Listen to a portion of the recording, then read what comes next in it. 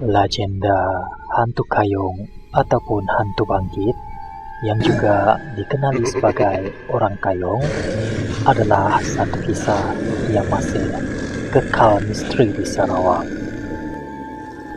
Bagi mereka yang pernah tinggal di Kuching pada sekitar tahun 1990-an di Sarawak, kisah mengenai hantu bangkit ini amatlah terkenal dengan cerita mengenai hantu kayong yang dikatakan ada kaitan dengan masyarakat perkampungan di Sarawak, yaitu orang kayong dan orang boyan. Oleh itu, tidak heranlah masyarakat Melayu Sarawak sangatlah cerewet dalam memilih bakal menantu.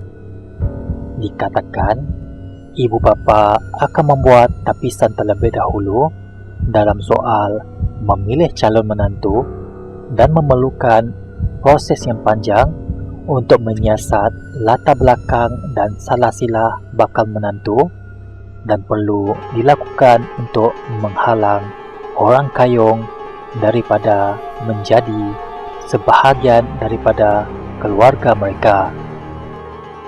Walaupun ia adalah sesuatu yang mungkin agak tidak masuk akal, tetapi ia adalah kerana ada pihak yang percaya bahawa hantu yang timbul itu akan menjadi legasi keturunan mereka.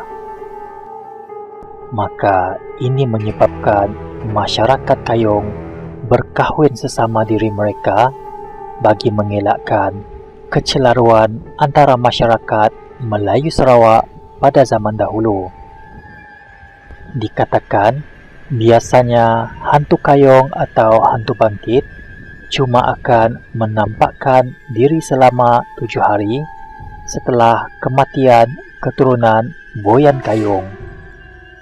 Menurut ceritanya, ramai orang Melayu dari kerajaan-kerajaan lama ini telah berhijrah dan membentuk masyarakat Melayu Sarawak yang kita temui di Sarawak pada hari ini. Kisah orang kayong dengan mitos mistik hantu bangkit bermula di sebuah kampung di Tanah Kayong. Diceritakan, pada suatu ketika dahulu terdapat sebuah kampung yang sentiasa dalam keadaan gelap dan sukar mendapat cahaya matahari kerana kampung itu dikatakan terletak di bawah sepohon pokok gergasi sehingga dahannya menutupi ruang sehingga cahaya sukar untuk menembusi ke dalam kampung. Perkara ini telah menimbulkan kebimbangan bagi penduduk kampung. Jadi, penduduk kampung berfikir cara terbaik agar kampung mereka yang terlindung daripada pohon besar tersebut agar mendapat cahaya matahari. Setelah berkumpul dan bermesyuarat, kemudian mereka telah membuat keputusan untuk menebang pohon gergasi itu. Dalam masa yang sama, keputusan itu turut dipersetujui oleh ketua kampung mereka. Kemudian, ada 7 orang lelaki yang gagah perkasa dan berani di kampung itu telah bergilir-gilir menebang pohon gergasi itu menggunakan kapak. Bagaimanapun, mereka semua terkejut bahawa apa yang dilakukan oleh 7 lelaki itu tidak membuahkan hasil dan tidak ada kesan pada pohon tersebut. Ketika penduduk kampung telah pun berputus asa, tiba-tiba terdengar suara dari pohon gergasi itu berkata-kata dengan suara yang lantang.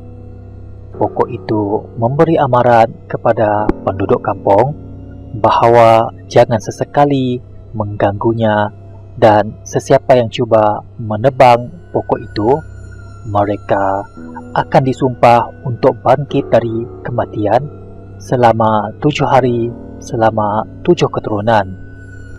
Melihat pohon gergasi itu memberi amaran yang amat keras, kemudian Ketujuh orang perkasa itu berasa amat tercabar dengan amaran yang diberikan oleh pohon tersebut. Mereka dengan marah dan mengambil kapak semula dan bertindak menebang pohon tersebut secara bergilir-gilir tanpa menghiraukan amaran yang telah diberikan.